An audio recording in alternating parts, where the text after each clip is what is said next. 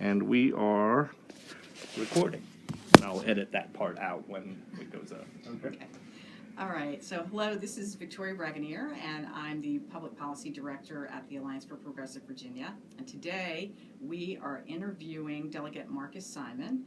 And I just want to say thank you, Delegate Simon, for being here with us today and taking time out to have us talk with you and just be a part of this interview. Well, thank you, Victoria. I'm really happy to do this. I'm excited for it. I understand this is one of your first podcasts, so I'm glad to be the guinea pig, as it were. And I hope your members really enjoy listening to it, and hopefully we can share some good information with them. Yes, I hope so too. I'm sure it will. And I do appreciate you, the very first podcast, so this is wonderful. All right, so I guess first let me ask you, can you talk a little bit about yourself, give us a little bit, maybe a short biography, and then go into talking about your particular district, which is the 53rd. Sure. So I was elected to the House of Delegates in 2013, began to serve in 2014. Prior to that, I had worked for a little bit in local politics. I'm an attorney by trade. I went to law school at night. But before that, I worked for Kate Hanley when she was chairman of the Fairfax County Board of Supervisors. And before that, my very first job out of college was working for Delegate Jim Scott, who represented the 53rd District before I did. So I got to succeed my first boss and mentor, which is pretty exciting. Wow. I was glad to do that. I grew up in a pretty progressive household. My father was one of the original Naders Raiders. Oh, cool. Yeah, he worked for PIRG, the Public Interest Research Group, helped start that. Worked with the crew that put out Unsafe at Any Speed. And then went on to found his own nonprofit, the Telecommunications Research and Action Center, which is sort of a Nader group as well. So I've always sort of grown up around progressive politics and viewed my role as being someone who ought to bring positive change to the world. And so that's what I've sort of set myself up to do here in Richmond as a member of the House of Delegates. Well, that's wonderful. I wish we had more people like you, to be honest. Okay, so I'm going to ask you about at least three of your bills. Let's start with HB 6, which is the Campaign Finance Disclosure Act. Sure. So House Bill 6, I put that in as one of my first day bills. I actually tried to put I tried to get House Bill number 1, but being a member of the minority party, I was surprised. At 12 and like 30 seconds, I put my bills in, and sure enough, 4 of the Republicans' big agenda bills had already gotten in.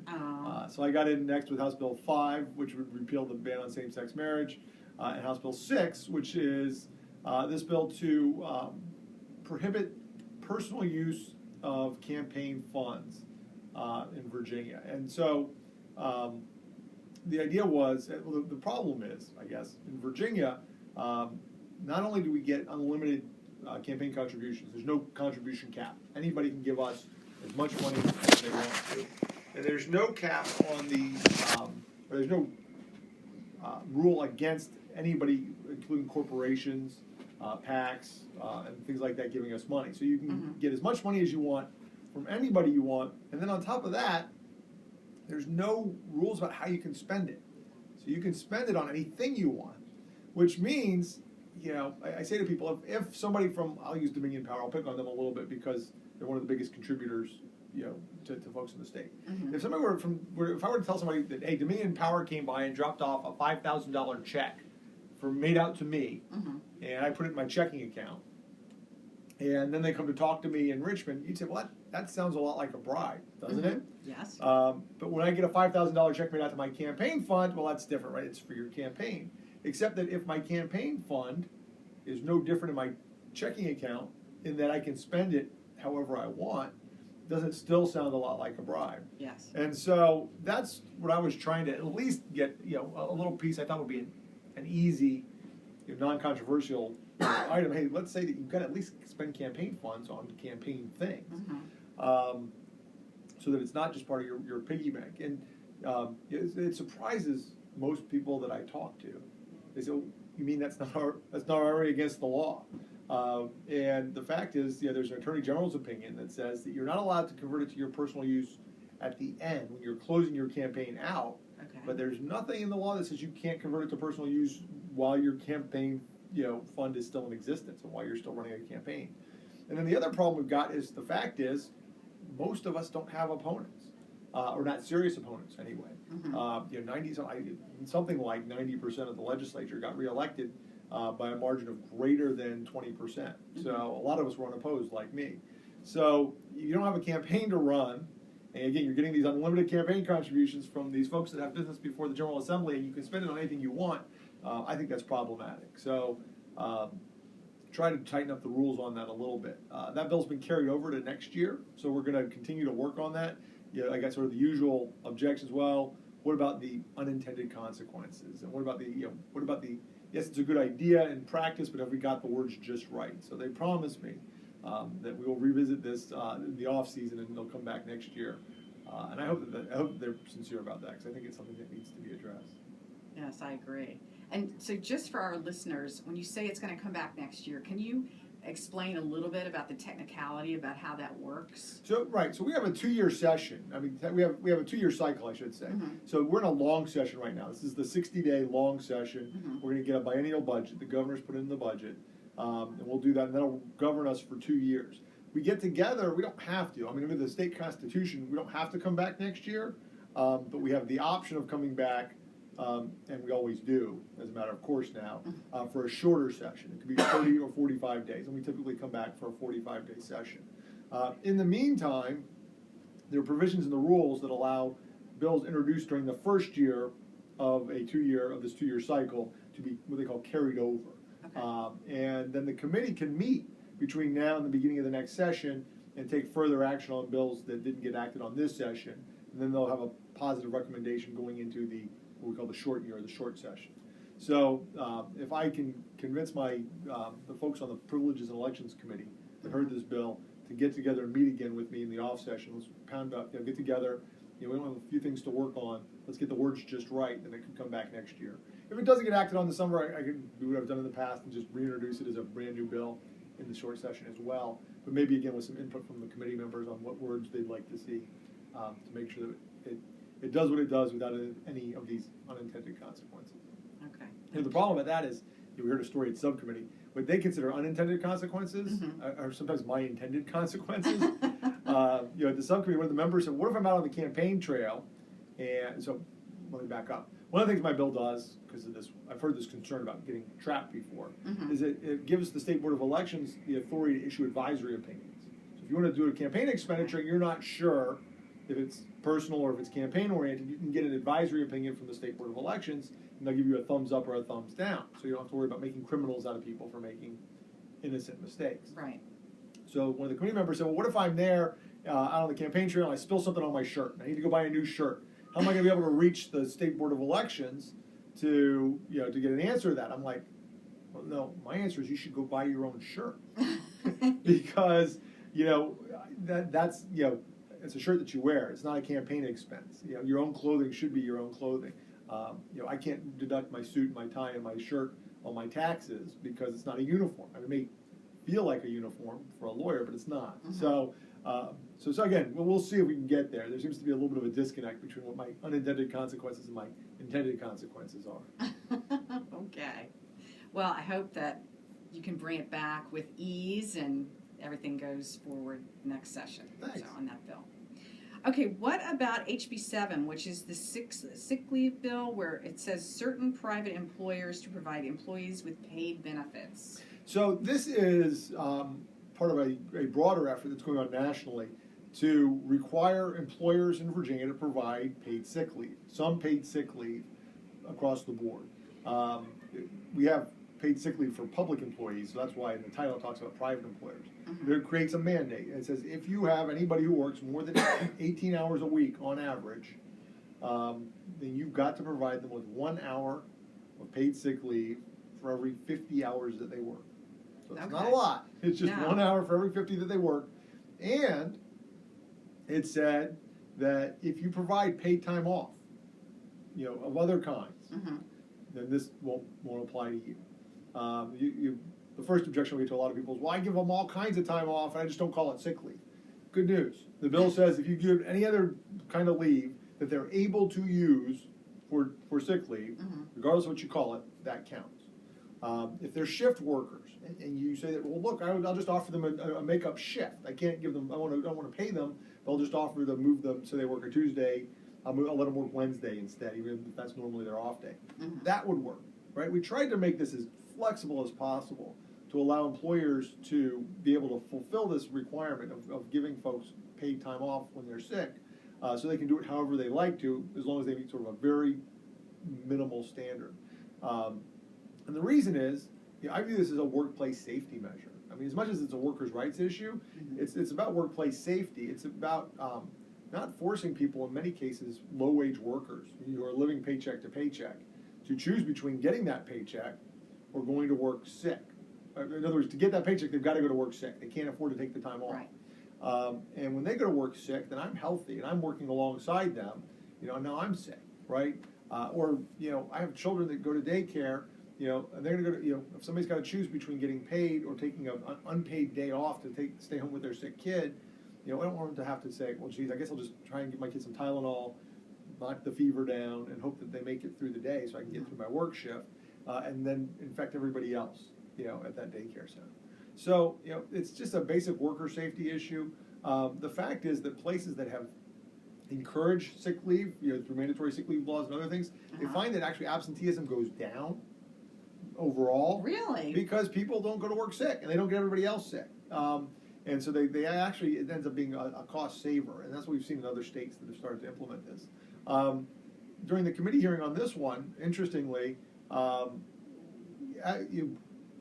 put on the case, and all the opponents, the NFIB, which is a very conservative, they call themselves the National Federation of Independent Businesses, but they're really a very conservative group. They kind of had to concede that, yes, this bill addresses all of our concerns, but we still don't like it. And when it came down to it, was the committee chairperson saying, well, how because I told her also I have a small business. Right now I run a title company. We've got 8 offices in Northern Virginia. Okay. And very retail kind of, although I'm a lawyer, it's a very retail kind of practice. We have offices in strip malls and things like that. And we offer everybody sick leave. And she's like, well, how do you like your small business, or how do you like the government telling you what to do? And I said, well, I like the government telling my competitors that they have to do at least as much as I do, so that I don't suffer, a disadvantage for doing the right thing. But really what it boiled down to is just a very philosophical divide. And you've got a majority down here that doesn't want any regulation on business at all. I have a feeling if we're up to them, they'd be okay with locking workers in. Hey, if they don't like it, they don't have to work here. I mean, that's basically the response that we got. If they don't think like my sick leave policy, they don't have to work here. And they don't want the government doing anything at all. And I just think, I hope that we've evolved as a society past that and understand that, again, some certain base level safety measures are appropriate. I definitely agree with you on that. I've had that experience of not having sick leave and facing the very challenge of, do I stay home and lose money, or do I go in? And it's a horrible, horrible decision to have to make. Yeah, and particularly when it's not even for yourself, it's for your children, right? I mean, and that's, do I send my kid to work sick but then I have enough money to buy the groceries and keep the heat on? Right. Or do I stay home and do what's compassionate and have a problem to deal with later? And who wants to put somebody in an impossible situation like that? Right. Well, thank you very much for bringing that bill. And I know it died in committee, correct? But it died this year, but we're going to keep bringing it back, and we're going to use this vote to shame them, I hope, into doing the right thing. I hope so. I definitely hope so. If they have any shame. Okay. All right. Well, next I want to ask you about HB 595, which is the Married Women Property Rights Bill. And that looked really interesting. First off, what prompted you to bring that bill? So let me tell you a little bit about that one. That's interesting. I'm a real estate attorney, and I have a title company, as I said. So real estate law is sort of my wheelhouse, as it were. That's my area of the law that I'd like to kind of take a deep dive into. Last year, I carried a bill for the governor, House Bill 1600. Which would, in light of what we anticipated would be the Supreme Court ruling that same-sex marriage was constitutional and bans on same-sex marriage were unconstitutional, was going to change all the gender references in the code. So anywhere you saw husband and wife, we would change that to spouse. Okay. Things like that. And that bill was referred to the Code Commission. So when I went to go sort of defend that bill in front of the Code Commission, I started thinking to myself, well, how am I going to make this argument to these folks that we need to change the code to keep up with a more modern definition of marriage? And in sort of researching the code, I ran into this code section on property rights of married women. So I asked the folks at the Code Commission, I'm like, why do you think we have a code section why do we have a section in our code that's titled Property Rights of Married Women? And they're lawyers, and so they knew. As soon as I asked, they know. The reason is because at the common law, in the 1800s, married women didn't have property rights. I mean, go back to the 1700s, married women were property, right? And even once women were no longer considered property themselves, once they got married, they essentially suffered a disability. It's like you became a minor again, right? You couldn't own property yourself, so all your, once you got married, all your property was the property of your husband, and only your husband could own property. And then to change that, we had to change the code. When our understanding of marriage between a man and a woman evolved from property and ownership and sort of a subjugation kind of relationship to a partnership, as it evolved that way, our code evolved that way. And so I used that to sort of build the argument that as our understanding of love and marriage and what a marriage is as a partnership changes, we have throughout our history as a Commonwealth changed our code to reflect those changes. So it's not like marriage. There really is no such thing as traditional marriage. Marriage has always evolved and always changed, and it's not like it's something that's brand new and not revolutionary. So that was my argument then. This is my argument now, by the way. Okay. But as long as we were at it, I thought to myself, you can say, so I introduced House Bill 5, my very first bill I put in this session, to repeal Virginia's ban on same-sex marriage, since we did have a Supreme Court decision this summer that found it was unconstitutional. And, well, it was found unconstitutional before that, and then it was upheld now for everybody with the Oberfeld decision. Probably pronouncing that wrong. I was trying to avoid saying the name, but you all know the decision that I'm talking about. Yes, we do. So I put that bill in, but sort of as a complement to that, as a what we might call a no-brainer. I said, let's put in this repeal of the Property Rights of Married Women Act. I wanted to hear the two bills sort of alongside each other, again, so that I could make that case for everyone, in front of everyone, that this language, although it was in the code, was necessary, then it's obsolete because marriage has changed. And in the same way that this marriage we all agree is obsolete ought to go, so should this language banning same-sex marriage be gone as well, because we've evolved beyond that point. Both of those bills were re-referred, just like House Bill 1600 was last year, to the Code Commission. As were a bunch of other bills, by the way, on LGBT rights and things like that had nothing to do with marriage, which a lot of us questioned. But the speakers sort of basically decided this year that he didn't want to deal with all those issues. And so he referred anything basically that had to do with LGBT, equality, transgender, anything that would advance those things, I should say, were referred to the Code Commission for the Code Commission to study. What I think will eventually happen with all those bills is we're going to get a big, fat, what we call an omnibus bill from the Code Commission, or Code Commission bill, recodifying several sections of the code, like the title, the property section, Title 55, which is where the property rights stuff comes from, the 24 section, which is where your domestic relations are, and we'll get those as big bills that will pass without Republicans from very conservative districts having to take an up or down vote on some of these issues that are very unpopular for them. So we'll have the repeal of the ban on same-sex marriage, but it'll be buried in there with about 150 other things that everybody agrees need to be done in light of what the new definition of marriage is. I hope that we get that also with my House Bill 300, which would have added sexual orientation and gender identity as a protected class under our Fair Housing Statute. Somehow also got referred to the Code Commission. Now, I hope that one gets in there, but I have a feeling that was just sent there to die. It was another way of punting it for another year.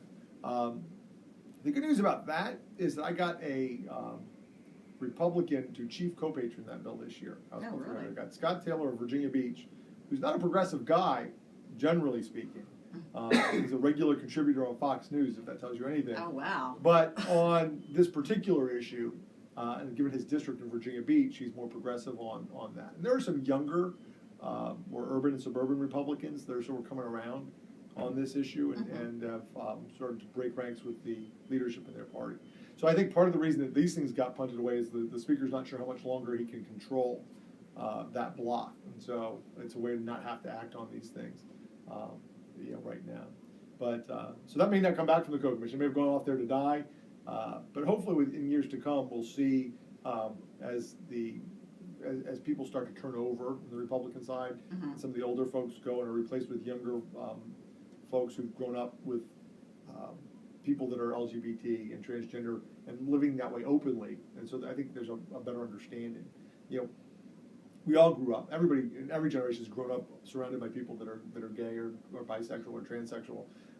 They just weren't allowed to express themselves openly. And I think hopefully we're entering an era where enough people have lived alongside people who are openly able to be themselves openly for long enough that it's not such a big deal anymore.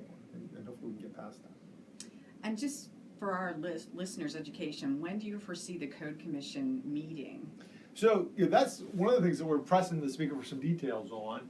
Let's see the letter. It's supposed to meet over the summer. Okay.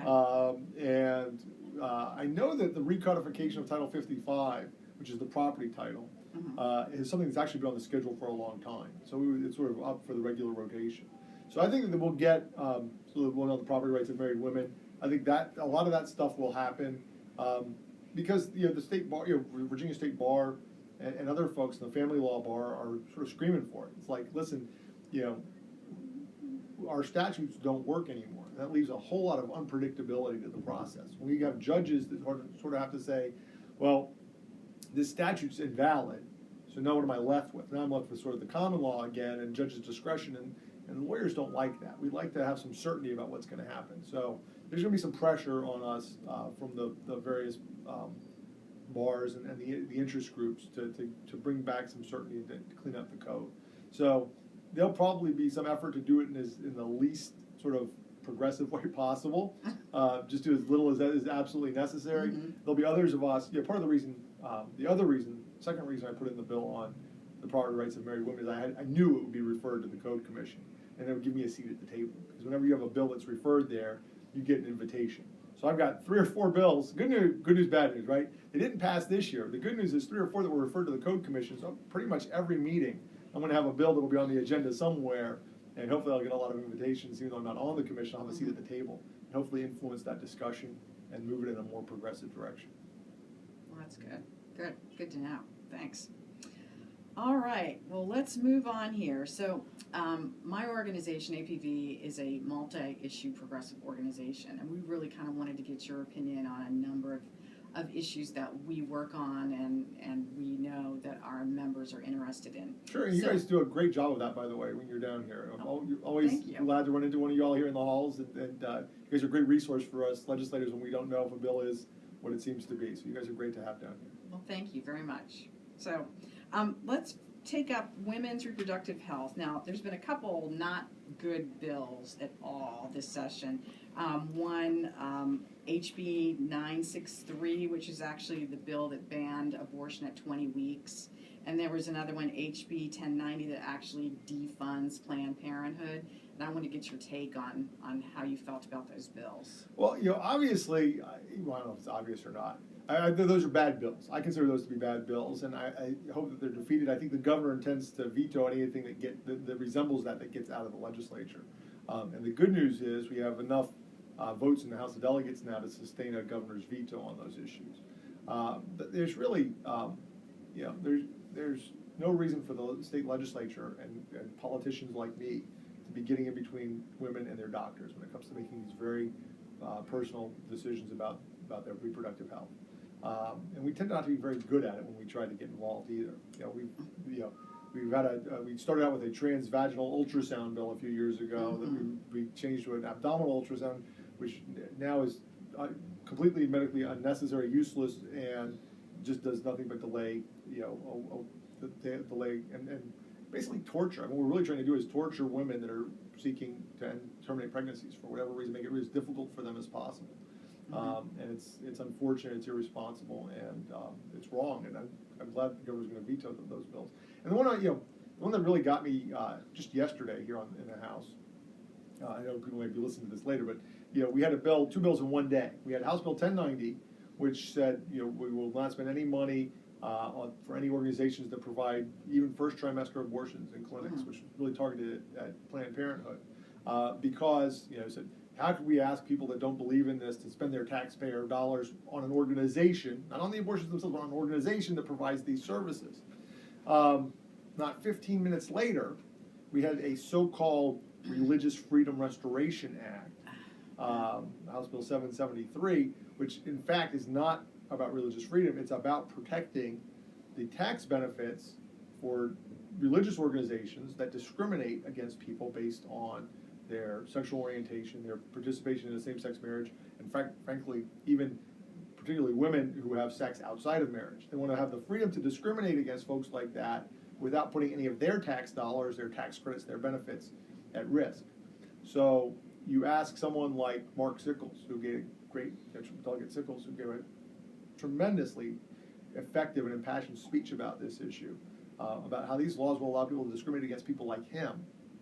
Yet he continues to have to spend his tax dollars on those organizations. Mm-hmm. And we turn around and say, but 1090, well, oh God, how can we ask anybody to indirectly spend money on a group that might someday, somewhere, somehow provide abortion services or abortion counseling? It's just, there's a big disconnect there. And like I said, I'm glad. It's unfortunate that 1090 passed the House. I hope we kill it in the Senate. Certainly, the governor, thank goodness, will be able to exercise his veto power there. And I know we've got the votes and we've got the will within our caucus to sustain those vetoes. So, the bad news, good news. The bad news is they got out of the House. The good news is we will keep them from becoming the law here in Virginia with help from folks like you. Oh, thank you. Yeah, I hope so. Yeah, those are horrible, really horrible. And so, on the topic of gun laws, there's been a lot of controversy, particularly this session. The governor and the attorney general had come out very, pro-gun laws and putting in more regulations in place, and that's all been changed now. And so, what are your thoughts and feelings about, gun rights and the gun laws that you guys have been working on this session? Sure. Well, I've sort of been, unfortunately, thrust into the middle of this. I'm on two committees. I serve on Science and Technology, mm-hmm. which is a great sounding committee that hears about 2 or 3 bills a session. I'm also on the Militia, Police, and Public Safety Committee. And yes, listeners, we have a committee here at the House of Delegates that starts with the word militia in it. And it's really where all the gun bills go. And so I've been right sort of in the middle of all this for the last 3 years since I was elected to the House of Delegates. And I'm a big proponent of common sense gun safety legislation. Things like I've introduced bills in the past to require concealed carry permit holders to actually demonstrate competence with a handgun before they get a permit to carry a handgun concealed and all over the place. I've been for bills that would limit some of the places you can carry concealed handguns, so we can keep them away from schools, mm-hmm. from libraries, from recreation centers, keep them out of the hands of dangerous people. People that have been convicted of domestic violence, people that are subject to restraining orders and things like that. And so, that's been sort of the direction we've been going. We started out the session with both the Attorney General and the Governor standing side by side with the Lieutenant Governor and myself at a big rally here by the bell tower, mm-hmm. Saying, I have the shirt right here hanging in my office that says, whatever it takes. Mm-hmm. And then we heard a couple weeks later that, well, here's what we've got. Whatever it takes, we'll take what we can get. And that happens in politics sometimes. I mean, sometimes you do take whatever you can get. And so, I think overall, is this the deal I would have struck? Probably not.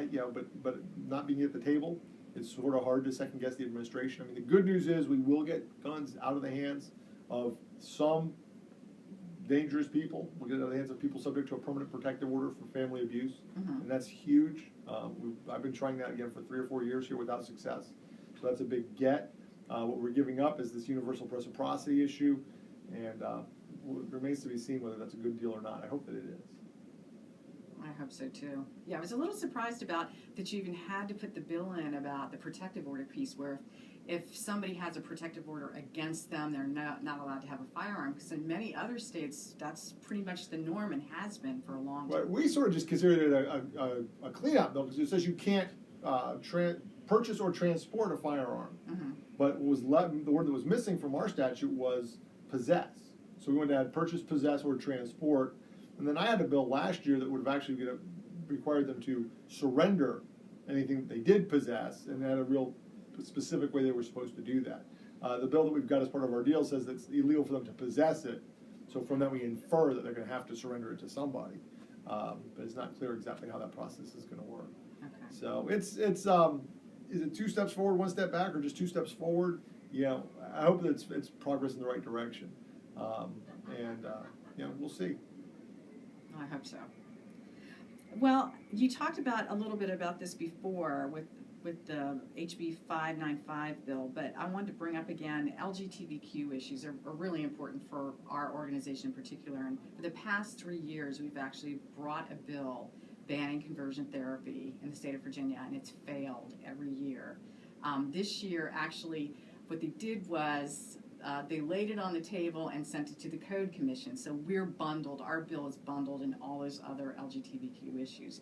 So I want to get your thoughts on I guess, what do you think? I mean, it's essentially they've not dealt with it every year. Where do you think we should go from here with regards to this? I think we need to keep bringing it up. This one in particular, because it involves young people who don't really have any choice about what's being. Let me put it this way: I really consider it child abuse. I mean, I'm just going to come out and say it that way. Maybe in the era of Donald Trump, we all say what we're really thinking, but it is. I don't want to tiptoe around it too much. I mean, it's dangerous. It's not supported by science or medicine. It's harmful to young people, and it's the argument you hear from the other side is, well, we don't want to interfere with the doctor-patient relationship. You say that all the time on the women's reproductive health stuff. Like, that's different. That's with adults. That's between adults and their doctors. This is about children, and it's about children who probably, if it were between them and their doctor, would say, "Stop, leave me alone." But it's their parents that are forcing them to go through this process, and so I think that the tide is moving, ever so slowly in our direction. On the bill we talked about earlier, the Religious Freedom Restoration Act, we actually picked up 8 Republican votes on that. So there were a couple people that sat the vote out. So it only passed by 6 votes in a chamber that's 70-30. It only passed 56 with 56 votes. So you got to keep at it. You got to keep educating people. We got to figure out who the moderates are on this issue, and on the one hand, and then we've got to elect people to replace the ones that are immovable. There's a good number, unfortunately, that are just immovable, and they just need to be replaced. Without getting too political, but No. If you can't change the minds, then change the bodies, right? Exactly. Yeah. So. No, totally agree with you on all of that. So thank you for that. All right, and then lastly, I've come to our last question, which has to do with the environment. So right now, it's all over the headlines. I'm sure you've heard about it. Dominion and the coal ash issues regarding the fact that they've got this permit from DEQ that they can start dumping their supposed cleaned up wastewater from the coal ash deposits. So what do you think about all that? Yeah, I think that's an unfortunate decision. I've lobbied against it. I support folks like Scott Serval, who's got a district that goes along the Potomac River, and that he feels that much more acute. I mean, we all love the river, and it matters to all of us, but it's right there, literally in his backyard. And I've supported those efforts to stop Dominion from doing that. We had legislation in to try and prevent it, which unfortunately didn't pass. Again, given what we said earlier about Dominion at the top of the show. I hate to be too cynical, but it's not terribly surprising that they got their way in the legislature. But we need to continue to efforts to stop that. I think they ought to have to pay to dig it up and truck it out and get it someplace where it can really be treated safely. And I think they need to be better stewards, frankly, of the environment. And that goes not just for the coal ash and for the water, but also for our air. We need to stop burning so much coal and fossil fuel. We need to. My constituents and the folks that live where I live, they don't just want the cheapest kilowatt per hour, price. They want they don't want the cheapest possible electricity at any price. That's why they drive hybrid cars. Even though if you do the math on a hybrid car, it usually doesn't pay for itself as far as the dollars and cents go, but it pays for itself in your stewardship of the environment. And those of us that believe, like, again, we need to improve the world we live in and leave the world that we've inherited a better place for our kids. We believe that these things are worth the price that we pay for them. So if it's going to cost me a little bit more to clean up the coal ash the right way, even if that gets passed on to the ratepayers, I think my constituents would say, I'll take that bargain. Yeah, I'll pay an extra $1 a month on my electric bill if it means that I get a clean river. And I don't have to worry about what's getting dumped in there and so forth. And the same thing with, again, the sources of, I'd rather pay a little bit more for renewable energy, sustainable energy, than have to worry about, all the flooding that we're getting, the persistent flooding and the storms, and this unpredictable weather where we've got a polar vortex 2 days ago and now it's 65 degrees 2 days later. Yeah. So we've sort of lost our seasons all of a sudden. So that's sort of where I come out on that, and I hope that we can convince Dominion that a corporate ethic that's about sustainability and renewability is just as important as doing everything for the lowest possible cost. Okay. Well, great. Well, thank you very much. I really appreciate you taking the time to speak with us today, and we really hope that the rest of the session for you goes well. Well, good. Hey, I'm really glad to have been able to do this. This was fun talking to you, and I hope that it comes out well, and I hope that people like it. I'm sure it will. Thanks again. Oh, you're welcome.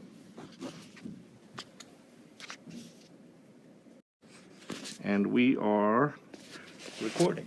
And I'll edit that part out when it goes up. Okay. All right. So, hello, this is Victoria Bragunier, and I'm the Public Policy Director at the Alliance for Progressive Virginia. And today, we are interviewing Delegate Marcus Simon. And I just want to say thank you, Delegate Simon, for being here with us today and taking time out to have us talk with you and just be a part of this interview. Well, thank you, Victoria. I'm really happy to do this. I'm excited for it. I understand this is one of your first podcasts, so I'm glad to be the guinea pig, as it were. And I hope your members really enjoy listening to it, and hopefully we can share some good information with them. Yes, I hope so too. I'm sure it will. And I do appreciate you, the very first podcast, so this is wonderful. All right, so I guess first let me ask you, can you talk a little bit about yourself, give us a little bit, maybe a short biography, and then go into talking about your particular district, which is the 53rd. Sure. So I was elected to the House of Delegates in 2013, began to serve in 2014. Prior to that, I had worked for a little bit in local politics. I'm an attorney by trade. I went to law school at night. But before that, I worked for Kate Hanley when she was chairman of the Fairfax County Board of Supervisors. And before that, my very first job out of college was working for Delegate Jim Scott, who represented the 53rd District before I did. So I got to succeed my first boss and mentor, which is pretty exciting. Wow. I was glad to do that. I grew up in a pretty progressive household. My father was one of the original Nader's Raiders. Oh, cool. Yeah, he worked for PIRG, the Public Interest Research Group, helped start that. Worked with the crew that put out Unsafe at Any Speed.